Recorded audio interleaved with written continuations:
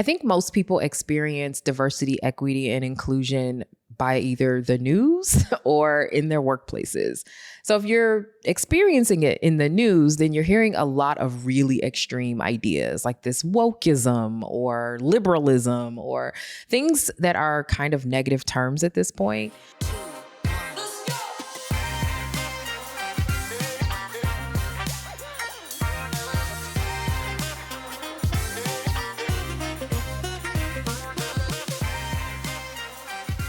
Hey there, my name is Amber Cabral and welcome to Guilty Privilege. And we're about midway through the season.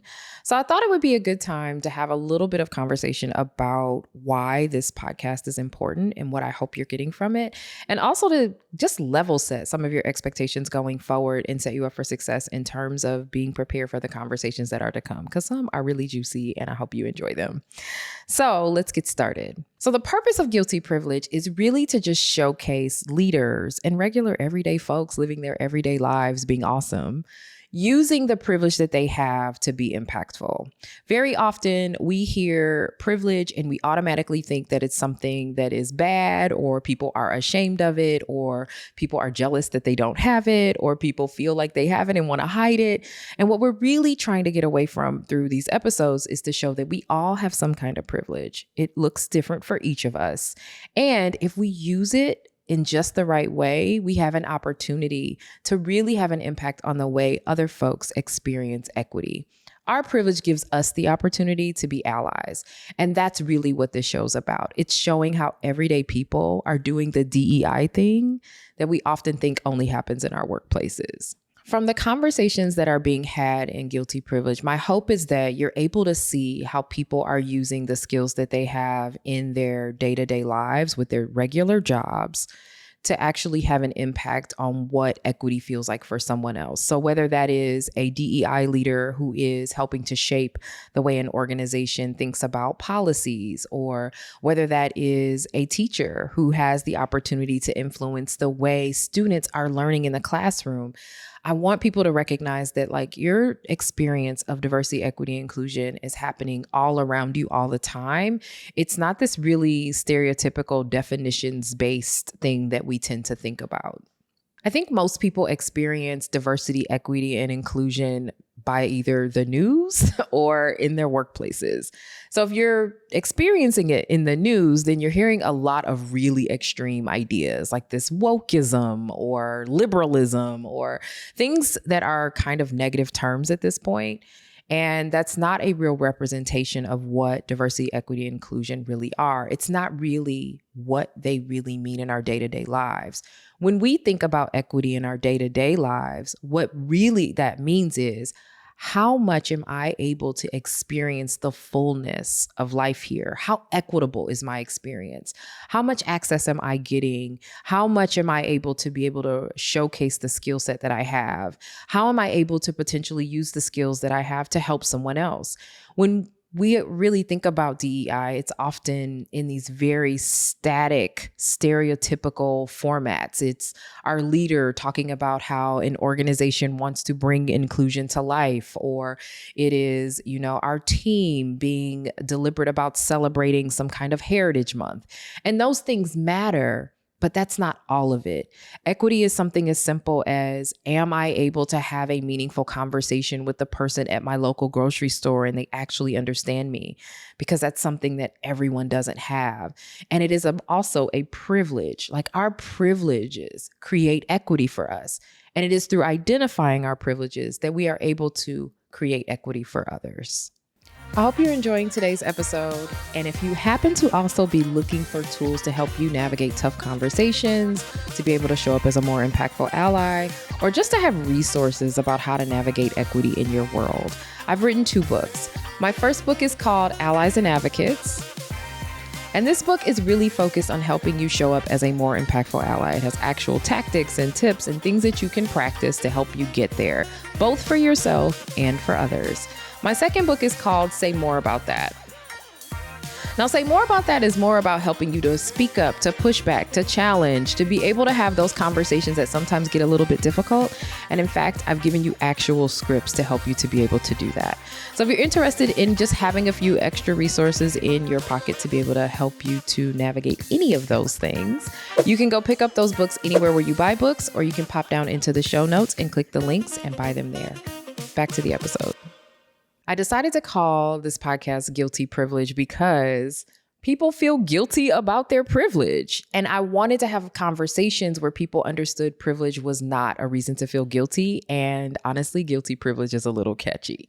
So I felt like if I put those words together, it would capture enough attention to get people to maybe tune in and maybe get a chance to understand how really the guilty part isn't helpful for any of us.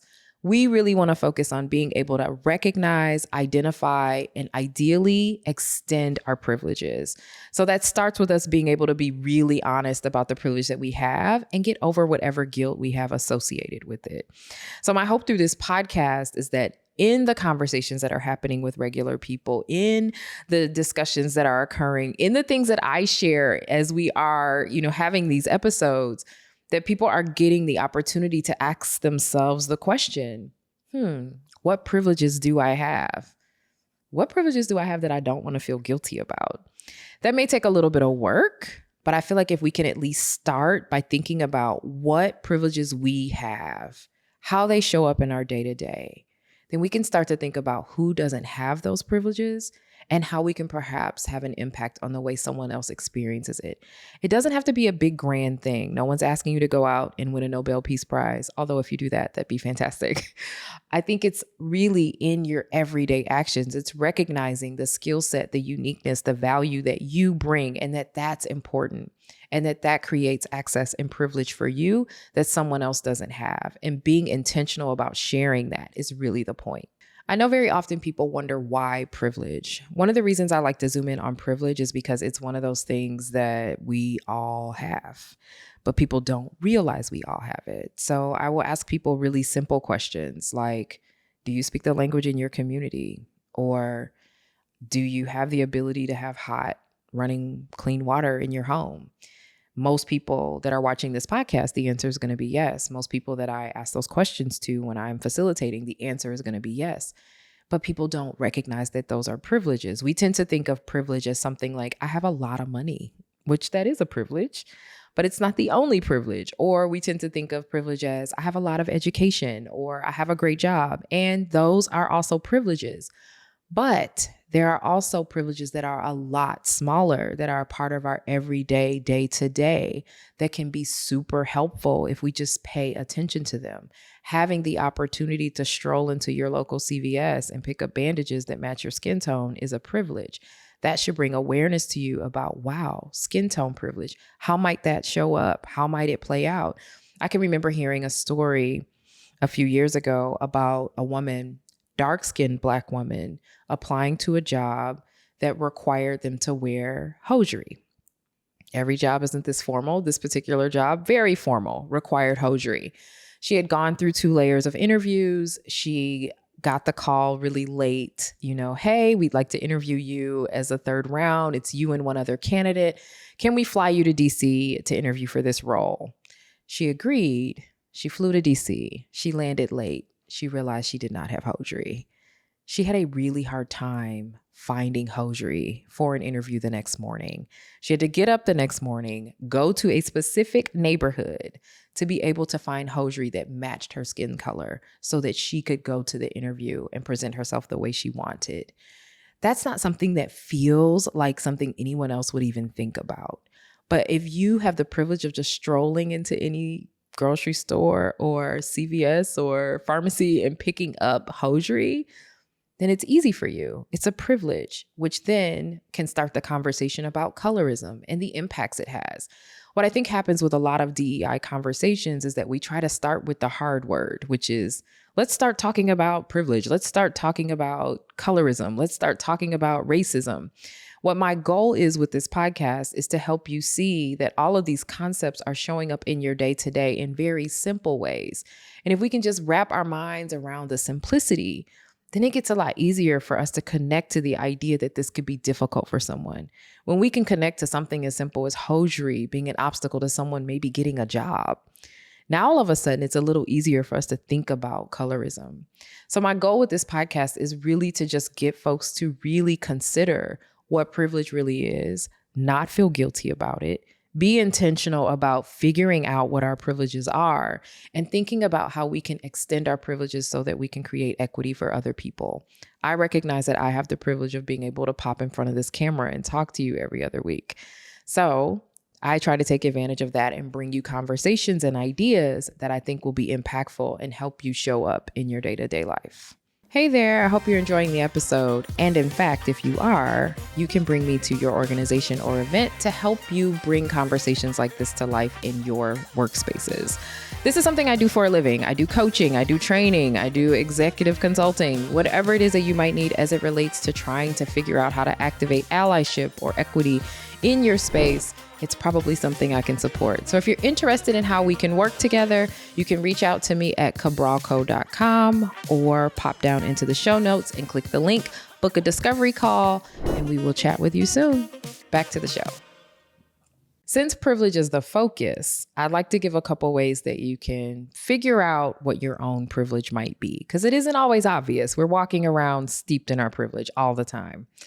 So one of the first questions that you can ask yourself is, what's regular to me? What don't I even think about? And this can be really, really simple. Like, do you think twice about where you're going to sleep at night? Do you have to wonder where your next meal is coming from? Do you have to wonder where your next paycheck is coming from? Really think about the things that you don't really have to worry about that are very easy for you. It could be safety in your family. It can be the relationships that you've built with friends. What feels really, really normal? It could be your education. There's a lot of options here, but ask yourself, what parts of your life feel really normal, really regular, really everyday?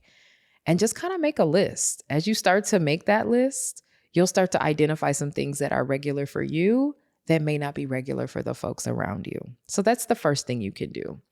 The second thing that you can do to help you kind of have awareness of your privilege is be intentional about building relationships with folks who are not like you. And this could be not like you in a number of ways. Not like you in terms of gender, not like you in terms of age, not like you in terms of race or ethnicity, not like you in terms of where they are from in the world. When we build relationships with people that are different than we have an opportunity to see what they see as valuable. We have an opportunity to see what they see as pretty normal or regular. We also get the opportunity to see what they're looking at in our lives as, oh, wow, you have the opportunity and access to do that, right? And sometimes that shows up as joking or teasing, like, oh my gosh, that's such a bougie thing to do, right?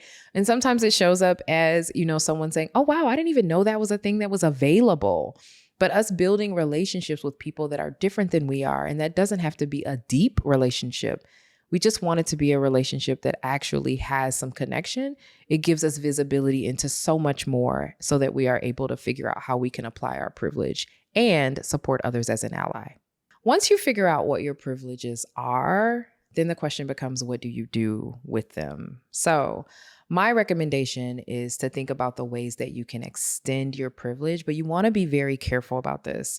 We have to build relationships with folks. We have to have a sense of empathy. So showing up as an ally, extending your privilege to others is also a reason to build relationships with folks. So then you get insight into the ways people really need support. And the other thing that's great about building a relationship and you being able to extend empathy is that you get a chance to really get visibility into what people want. Sometimes we think someone wants money, and what they really want is a thoughtful gift, right? So we want to be very intentional about how we extend our privilege. And that takes a bit of labor too, starting with building relationships and having empathy. So my goal with Guilty Privilege is to get you to essentially have some tools and be able to do the work. That's the basics. I want you to have some tools and be able to do the work, but I don't want it to sound like, oh, diversity is a group of people with unique beliefs, styles, perspectives. I don't need it to sound that way. I'm not asking you to be able to rattle off the definition of privilege as, this very formal collection of words. But I do want you to understand conceptually what privilege means for you, how it shows up in your life. And when you see it in someone else, I want you to be interested enough to help them to potentially see it and see how they can extend it in their lives. And if we all just did a little bit of that, equity would be much better. Allyship would improve. Inclusion would be something we'd experience without having to have these very formal, sort of stiff and ridiculous conversations in our workplaces. We'd instead have people that have a vested interest in being impactful with something they already have an abundance of, whether that's power, whether that's money, whether that's time or experience, or who knows. Once we get to the point where we feel like, I've got plenty of this, let me think about how I can give it away, we're creating opportunities for others to grow. So with that, hopefully this mid-season reminder of the goal for this podcast is helpful for you. I just want to give you a little backbone, a little bit of power and support, a little bit of reason for why this podcast is important and that I hope you are listening and sharing. Hopefully you also hop out there and rate and subscribe, and please review. It matters. It helps podcasts stay on the air and lets me know if I'm doing a good job or not so that I can adjust episodes in the future. So thanks for listening to this latest episode of Guilty Privilege.